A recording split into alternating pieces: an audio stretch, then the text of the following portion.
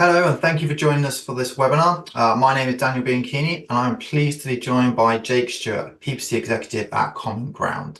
In today's webinar, we delve into consent mode, enhanced conversions and customer match lists to help improve your conversion visibility. The webinar will go through the changes that are being made, how to switch to V2, alongside utilizing enhanced conversions and customer match lists. If you missed the announcement earlier at the start, this webinar is being recorded. Just a reminder that we will be sending out this deck later on so you can rewatch it. Now, Jake, I know you've got plenty to cover in this presentation, so I'm going to hand it over to you. Yeah, hi everyone. Thanks very much for joining. I'm Jake, PPC Executive at Common Ground. So today I want to talk to you about how you can improve conversion visibility, specifically through the implementation of consent mode, enhanced conversions, and customer match lists. So the things I'm going to cover, so changes to Google's consent mode, switching Google consent mode, enhanced conversions, and customer match lists in that order, with a few more slides in between each. So Google consent mode. A brief introduction for Google consent mode. So if your company uses PPC advertising in the European Economic Area, or the EEA, then you've probably been receiving correspondence about Google consent mode and details around the transition from version 1 to version 2. For those using things like Google Tag Manager, Analytics, or Google Ads, consent mode from Google adjusts tracking data and cookies based on what data a web user has consented to be shared. So firstly, I guess a brief introduction of the advertising landscape generally would be helpful. With the advent of privacy laws like GDPR and the e-privacy directive, consent management and privacy protection for web users has become increasingly important in the digital marketing space. Businesses now require explicit consent from users about what personal data they collect from them, and it is now a common legal requirement to protect web user privacy whenever they are online. It facilitates and improving the online journey for web visitors, and overall it increases transparency surrounding what personal data can be shared and where or how it can be used. But it also helps businesses too. The introduction of processual improvements like Google Consent Mode means that if users do share their data, companies can target them with ads that are highly personalized in nature and are therefore more likely to be engaging and engaged with. So in practice, how does consent mode benefit businesses? Well, it allows them to configure their Google Ads and Analytics to track specific information based on a web user's consent status. If users have provided this consent for both tracking and personalization, then it greatly helps when it comes to campaign setup, such as retargeting. Consenting to these two preferences are key for tailoring your ads, and if this consent hasn't taken place, Google Tags will be limited in both the collection of data in Analytics and the personalization of digital marketing in the way of adverts. So what is Google Consent Mode version 1? So the version 1 was first launched in September 2020. It was essentially an answer to the increased privacy regulations that I've just mentioned, and it played an important role in both the protection of user privacy and the conservation of data used on the Google platform. Version 1 requires user consent for tracking and personalized advertising. It is little more than a simple yes or no consent system based on two factors, which are analytics storage and ad storage. So what does this mean? So as the name suggests, analytics storage is asking web user content for their data to be stored for use and monitored in analytics. Ad storage, on the other hand, asks users for their consent for data to be stored for advertising purposes. So quite simply, if a user consents, then Google passes this data from consenting users to the relevant platforms. If they don't, then no data is transferred. Now, this two-part consent system is fairly basic. Users either do or they don't consent, and there isn't any middle ground or specificity when it comes to adjusting what data you want to be shared.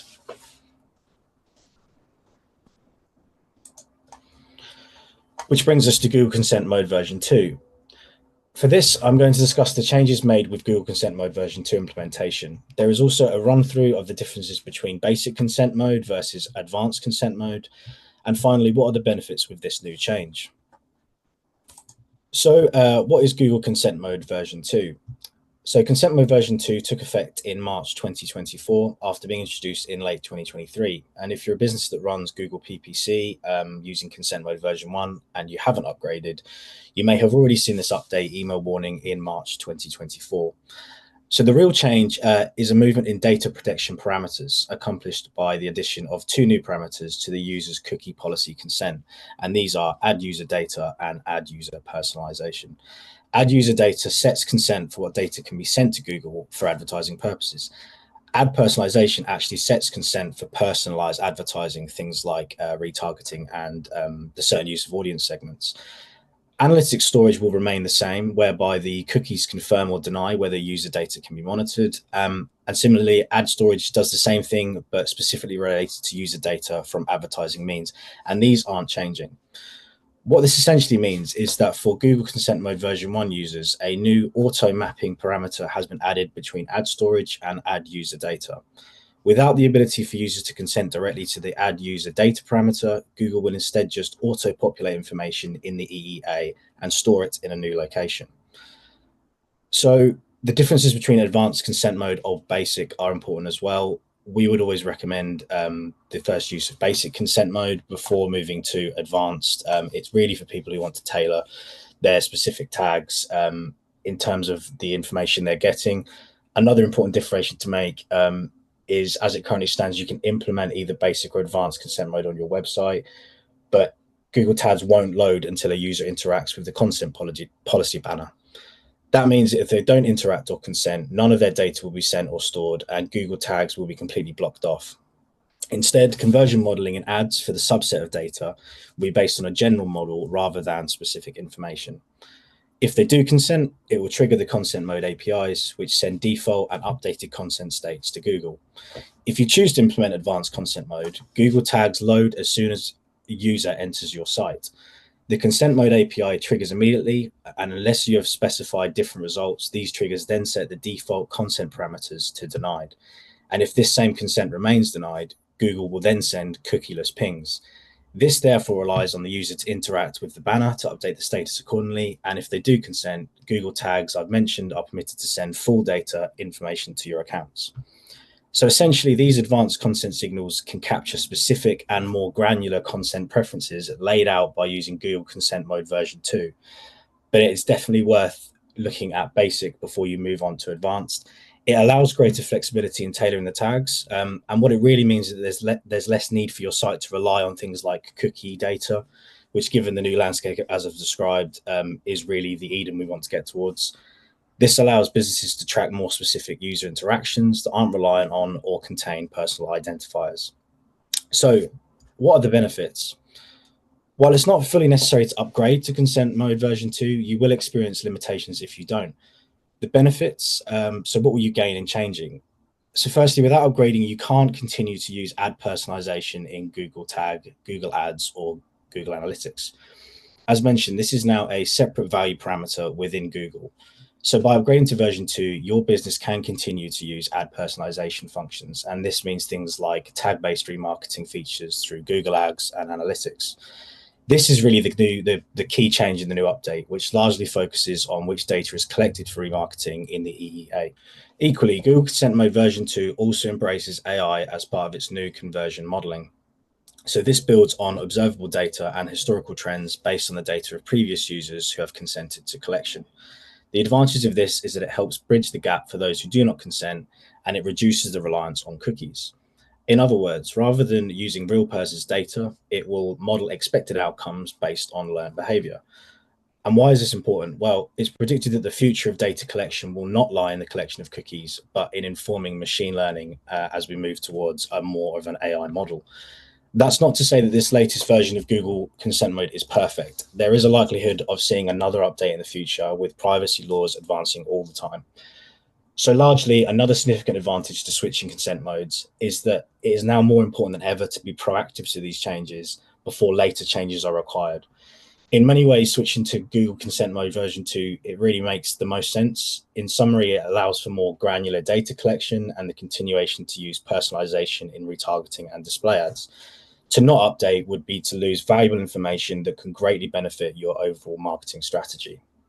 With a future powered by AI, not updating means you are missing out on valuable opportunities to harness its power in informing data collection, and we will be forced to rely on increasingly outdated and increasingly inaccurate methods like cookie tracking, which has major gaps in its analysis, and this is only getting worse.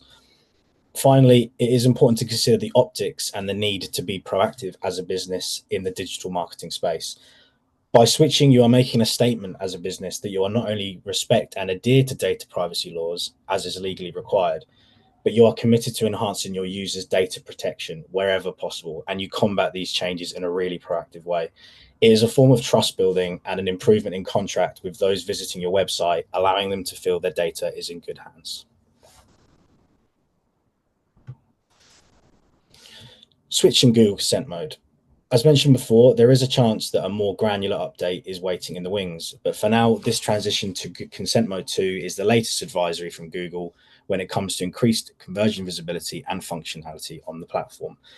So we've spelled out the benefits with our own recommendations to come, but some of you may still be asking, do I actually need to make this change from a functionality perspective, i.e., how will this impact me and my business? Do I necessarily need to switch? So yes, quite simply, if you're operating in the EEA and want to personalize ads and use retargeting in your PPC campaigns, you should definitely be looking to switch consent modes at this point. As mentioned, this is particularly significant if your business uses remarketing and display campaigns. It also greatly benefits those businesses who don't want to miss out on the conversion modeling offered in Conversion Mode version 2. Machine learning helps bridge the gap of lost data that occurs when users don't consent to have their information shared. So when wouldn't you need to switch? So if you don't advertise in the EEA or your business doesn't use data for advanced marketing, analytics, or PPC, then you can keep using Google Consent Mode version 1, and Google will automatically map your ad storage to ad data user values. This remaps your data storage in a new place, and you will no longer be able to personalize your ads for retargeting. You can opt out of this new auto mapping if you prefer by changing some of the consent mode parameters. It's worth mentioning again that new changes are always happening to improve data protection, and the new processual changes in advertising are always developing in reply. While the changes mentioned in the webinar may not currently impact some businesses, and you might not feel from a functionality perspective that you necessarily need to switch, that's not to say they won't change again in future, and developments are always changing on the horizon as well. So what would we at Common Ground recommend? So in essence, how Google collects data isn't changing, it's just gaining additional parameters. Your existing consent mode implementation will continue to work as expected. It just won't be able to share the same level of data information with businesses as it previously did. For those that are using ad personalization or retargeting features in Google Ads, GA4 or GMP, which is the Google marketing platform, we feel updating to Google Consent Mode version 2 is a necessity. As of March 2024, updating your consent mode has become paramount for businesses, particularly those relying on advertising or PPC ads.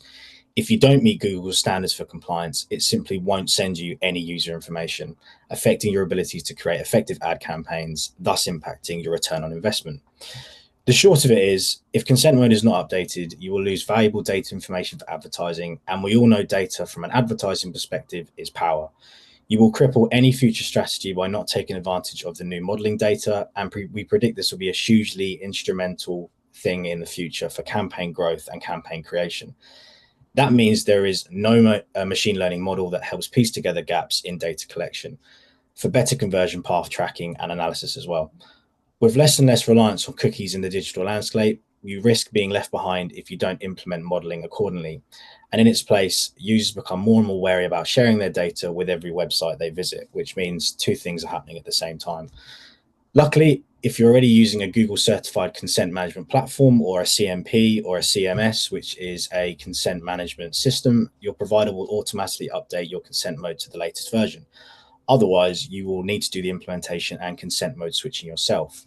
So more on the switching.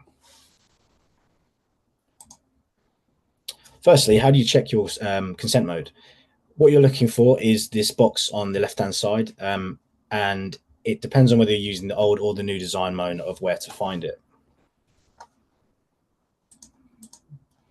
For the old Google Ads interface design, which you're looking at here, you would go to Tools and Settings in the top bar, to Conversions under Measurements, and then to Summary. From there, you can then switch the banner from Conversion Goals to Diagnostics, and at the bottom, you should see this box on the bottom right-hand side that confirms your consent mode is active. In terms of the new design, the same confirmation can be seen under Goals, on the left, and then under conversions, summary, and again, diagnostics. So unfortunately, there is no way currently of seeing what consent mode you're on in the Google interface. For that, you require Tag Manager to see what consent parameters are firing and available to fire when web users accept both the performance and analytics consent for personalized advertising. When running through how to switch it next, it should highlight where to look for the parameters included for either consent mode. And from this, you'll be able to see what consent mode you are currently on, if any. There are more advanced ways of finding out, but the simplest way is simply using Tag Manager. Here you can see what consent parameters are firing and available to fire when web users accept both the performance and analytics consent in the consent banner. So how do you switch? Here you can see what to expect with the new parameters, clearly telling us that this account has the appropriate default stage at denied, with all parameters old and new adhering to this. On user acceptance of consent, these have all then moved to granted, permitting us to gain full visibility. So in terms of switching, for sheer reliability and speed purposes, this can be orchestrated by most third-party companies that manage adherence to user data protection on your website and are generally in charge of things like your cookie policy and the setup of cookie banners. So for these businesses, it's unlikely you'll need to do anything. Your provider should do it for you. In the first instance, a Google Certified Consent Management Platform, or CMP, is the way to go. They are more than likely to automatically update your consent mode to the latest version, but you can also use things like CMP's templates in Google Tag Manager, which is the method we will focus on now. Outside of this, you would need to take care of the update yourself via a custom template.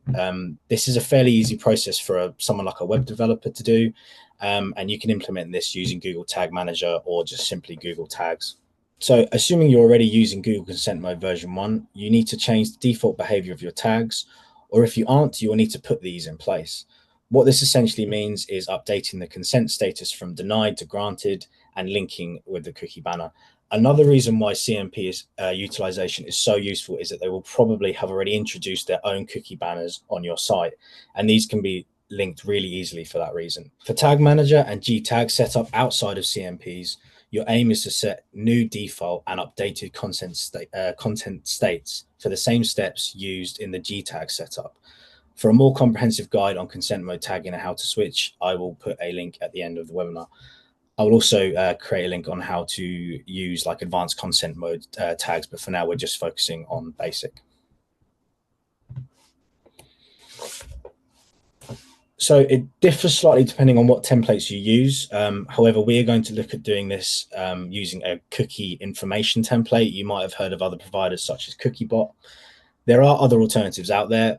To be a consent mode partner or consent management system, you need to be certified by Google. So there are plenty of lists provided by Google out there as well. Even your own template is technically an example of a CMP. Simply without it, you can't run any of these changes through Google Tag Manager. But we've opted for cookie information. This is the way many CMPs would implement a basic consent mode version 2. So if you're opting for using a CMP with Google Tag Manager, you first need to load the banner through the Tag Manager container using a consent mode template. So firstly, you click New to create a new tag and give it a name. For example, I've named it Consent Mode version 2 with cookie information. You then click on Discover More Tag Types in the Community Template Gallery. And then when you get there, search for the tag template issued by the SMP, which in this instance is the cookie information consent mode version 2. This changes from whatever CMP provider you decide to run with. You then select it and then you click Add to Workspace. You then need to configure your tag settings. So you go to default settings and you add or adjust each row, which are the parameters for consent types we've previously touched on. You'll notice there is one row for each consent type, and all in all, there are 7 consent types as well. And you can differentiate these in terms of regions and languages, but we won't go into that amount of detail now. Some of these are marketing cookies, some are statistical cookies, and some are functional. You'll notice that the 2 parameters that I've highlighted, these are the 2 new tags unique just to consent mode version 2. And you'll also notice that the consent types are set to denied at default, which means they will not be fired when a web visitor has given their consent, until the web visitor has given their consent. So what most, if not all CMPs, for example, cookie information, will do is they'll then automatically map the 7 consent types to the 4 different campaigns categories, in their own cookie banner. You'll notice bottom left arrow is the switch for marketing consent, which will relay to these new consent mode parameters that we've just set up and mentioned. So it may require you to add amends into the CMP directly via an account sign-in, but in this case, the update and the implementation of the banner is controlled by a tick box and in the tag configuration itself. Again, this is one of the many reasons why Google Tag Manager is the way to go for this. It's easy and it's clear where everything is signposted. Here, the arrow to the right actually shows a tick of the consent banner, and you can also select a time delay for consent update as well as what language the banner appears in. So you can control the banner almost exclusively through the tag itself. You might need an account sign-in to use something like Cookiebot. So that is everything in terms of consent mode, and we will now move on to enhanced conversions. So enhanced conversions. What are enhanced conversions? So enhanced conversions is a feature that can improve the accuracy of your conversion measurement and unlock more powerful bidding. It supplements your existing conversion tags by sending hashed first-party conversion data from your website to Google in a privacy-safe way. The feature uses a secure one-way hashing algorithm called SHA-256 on your first-party customer data, such as email addresses, before sending to Google. When a customer completes a conversion on your website, you may receive first-party customer data, such as an email address, a name, a home address, or a phone number. This data can be captured in your conversion tracking tags. It can be hashed, and then it can be sent to Google in its hashed form and then used to enhance your conversion measurement. Depending on which type of enhanced conversions you use, the hash data will be used in different ways to improve your measurements overall. How does this process work in real time? Well, when a user views your advert and subsequently converts on your website, the hash conversion data is sent to Google, and this data pulls Google's AI functionality and optimizes towards higher value conversions overall. So how does it link to the consent mode we've already spoken about? Changes in consent mode are there to help retain important web user data in alignment with changes to the regulatory law surrounding customer data and privacy protection. One way in which Google helps to improve the retention of this data is through improved accuracy. Enhanced conversions and consent mode, they really go hand in hand to provide a more accurate picture of performance. Where consent mode is properly granted with those parameters previously mentioned, enhanced conversions recovers the conversion, and consent mode is therefore trained based on recovery of these conversions. Alternatively, when consent is not granted, enhanced conversions for web cannot be used for the unconsented user. However, the consent mode will model the conversions for the unconsented users. So the more you have both working in tandem, the more they feed into one another. And in full, the utilization of both leads to a more accurate conversion modeling overall. And from a reporting point of view, this is exactly where businesses need to get to. More pertinently, a model based on retrieving lost conversions can be really beneficial. On average, these models recover 65% of lost ad click to conversion journeys from users who haven't consented. A combination of both consent mode and enhanced conversions is a way in which businesses can combat the loss of user journey and move cookieless reporting and optimization.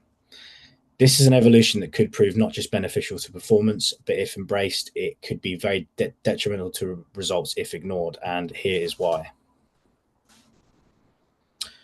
So here is a visualization of the digital landscape associated with the tracking of user data and the touch points available. You'll see it looks like a bit of a paint by numbers or join the dots exercise.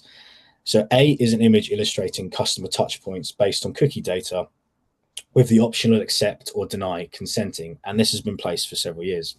As you can see, the touch points available to us and the visualizing of the online user journey is not perfect, but keen eyes should still be able to make out a club and a pack of cards or a tree. B shows the state of play where we currently are, and this shows a depletion of these touch points. These missing points highlight big changes to the privacy protection of user data through changes in regulation, as well as the growing number of third parties that protect users while visiting web pages. Finally, we have image C, and this gives us a picture of where things are expected to be by the end of 2024, but certainly by the end of 2025. You'll see that no tree can no longer be made out, which is an acting analogy of how data reliant on cookie consenting is changing And this is to the point where more and more valuable touch points are missing, and it will have a massive impact on how the data can be reported on, monitored in analytics, but more significantly, how it can be used in digital advertising. So what are the benefits? Outside of what we have touched on, which is the general need to combat changes in data protection, a move to AI modeling through enhanced conversions and consent mode has now been proven to greatly benefit performance, as well as campaigns better optimizing towards sales and transactions. And this can happen on your site almost immediately. Companies that adopt enhanced conversions for web users see a 17% average increase in conversion rates when using YouTube. Advertisers who use a target CPA strategy with enhanced conversions, they actually saw an average of 3.5% conversion uplift compared with those that used the same bid strategy but didn't have enhanced conversions in place. The intricacies of metrics like these and the performance you generally will see when you implement them is that it aids in eliminating wasted spend. It identifies low quality leads that don't convert, and they avoid bidding on them as well. Enhanced conversions provides a means for this feedback to inform its own optimization, so it's a constantly revolving thing. It also calculates true spend compared to like some of the ROI metrics that we're used to dealing with. It doesn't take guesses anymore. It provides you with actual figures. And it also greatly improves targeting. So it reveals best segments, best formats and placements, and it refines them in return. In terms of setup, enhanced conversion setup is flexible. Tags can be bespoke depending on your needs. They can be implemented using a Google tag or with Google Tag Manager, and they're relatively easy to set up and measure as you configure measurement entirely from your own Google Ads account. So how do you set it up? In this first instance, you should always implement with the help of the Google tagging team, which can guide you through steps in real time. It may be worth reaching out to your dedicated Google representative for your Google account. Alternatively, if you did want to simplify the way you implement enhanced conversions, or you need any added support beyond the tag team, you can always work with some of the third-party partners that are out there, many of which I've already mentioned. To set up enhanced conversions for online tracking purposes, you can do so in 3 ways. You have Google Tag Manager, you have the Google Tag, and you have Google Ads API. If you currently use Google Tag Manager for conversion tracking, you can actually set up enhanced conversions for web using Google Tag Manager with only minimal changes to your configuration. And this is equally true if your conversion tracking is currently implemented using the Google Tag. We would recommend using Google Tag Manager in the first instance, and there are 3 ways to set up enhanced conversions in Google Tag Manager. These are automatic collection, coding, and manual configuration.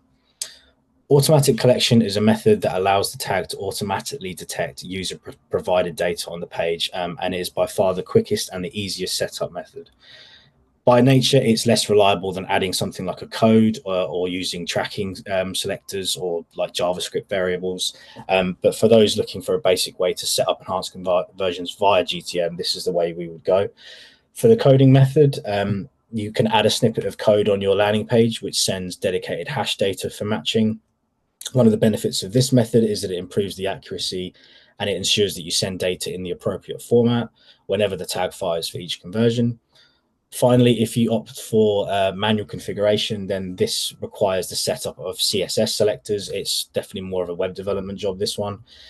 The use of JavaScript variables on your page contain relevant data from users and then send them directly to site. So for the purposes of this webinar, we are going to focus on the Google Tag Manager option and the setup using automatic collection, which, as mentioned, this is the easiest and the quickest setup method, and one that we at Common Ground would definitely recommend.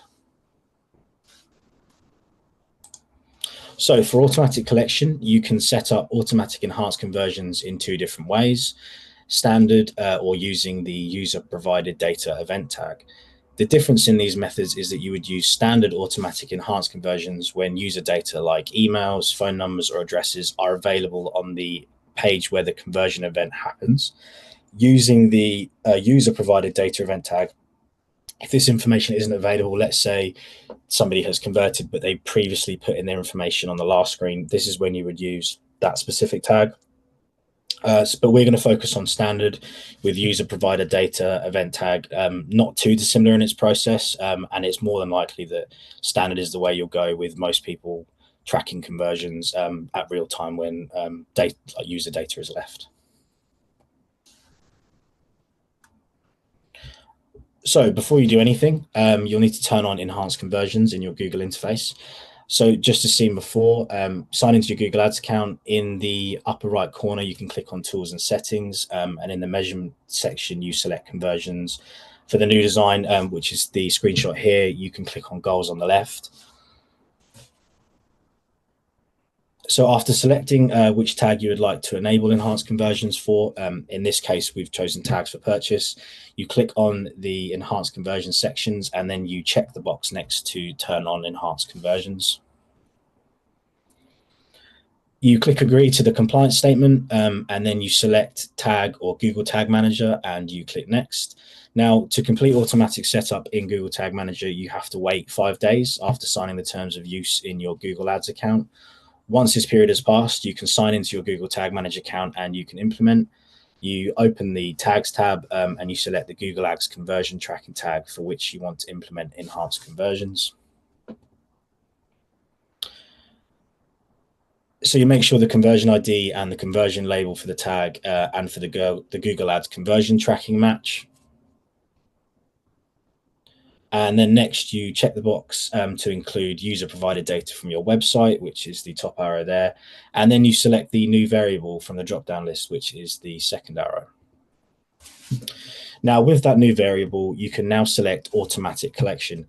You click save for the variable, you save the tag, and that is you done. Remember, these steps must be repeated for each conversion action for which you want to set up enhanced conversions. And also remember, there are other ways in which you can implement via Tag Manager, which you can see in those two final options below the bottom red arrow. These are manual configuration and coding. I will now move on to customer match lists. So customer match lists. What are customer match lists? So in line with Google's focus area of interoperability, simplification, and move to AI, Google has created Customer Match. Customer Match lets you use your online and offline data to reach and re-engage with your customers across search, the shopping tab, Gmail, YouTube, and display. Using information that your customers have shared with you, Customer Match will target ads to those customers and other customers like them. This information can inform and enhance various business goals, whether it's increasing brand awareness or driving conversions. By utilizing first-party customer data to match against Google users, Customer Match helps you reach custom segments of your existing customers. It helps you acquire new ones, and it helps you deliver tailored messages when it's most relevant to the individual user. We recommend it as a must in terms of valuable signaling, and it has the potential to fuel your existing smart bidding to drive better performance. So what are the benefits? If you get a customer match list uploaded, you should expect to see significant uplifts in performance. When advertisers apply customer match list signals to smart bidding campaigns, this resulted in a direct uplift in conversions of 8%. And similarly, we see a 3.6% reduction in the cost per click. More pertinently, we see a 20% change in total CPA. Whether it's connecting your existing customers with another product or service, they might like or find new customers similar to your best customers. You can build deeper relationships with your customers as well as acquiring new ones. You can teach your existing customers with special offers and a different form of messaging. You can be more reactive in terms of switching on dormant customers. The biggest advantage is that as we move towards a cookieless world, the use of Customer Match will continue to enable you to reach your most valuable users, and it can be a really important tool in the way that you manage your audiences without relying on traditional tag-based website visitors. So a little bit about how it works. How activation works is that lists are first uploaded using hashing, which keeps it privacy safe and adheres to regulatory laws. Google then matches this data to the Google account and immediately discards it.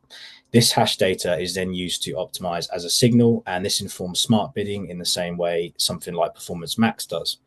The final step in functionality is that this whole process aids in new customer acquisition, and by using the customer match audiences, Google finds relevant areas of audience expansion. So how do you set it up? To get started, you create and upload a customer list data file, which includes contact information that your customers have given you. But outside of this manual process, you can still connect to third-party data sources such as Salesforce. For this webinar, we're going to focus on the file upload, and this is an option after completing the journey that we show here. So customer lists can be found in Tools, Shared Library, and Audience Manager. You then click on the plus button, which is the middle arrow there, and you'll see an option on the right for customer match or customer list, depending on which design you're using. You select this, and this is where you will upload your data file as one of 3 options. In terms of file preparation, your data file should be well structured, it should be clean, and should make sure it includes relevant information like email addresses or the phone numbers for your customers. It's important to keep privacy concerns top of mind. Only use information that users have agreed to be used for marketing purposes. For this, you'll definitely need to consult your own privacy policies as a business. A quick one on formatting.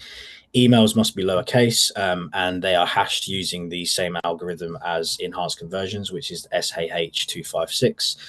All phone numbers need country codes, and the first and last name columns should not exceed 60 characters each. After that, simply choose upload my data, and then you can name your audience and accept all terms and conditions before uploading. You'll see this is the bottom arrow there. You can also determine a membership duration.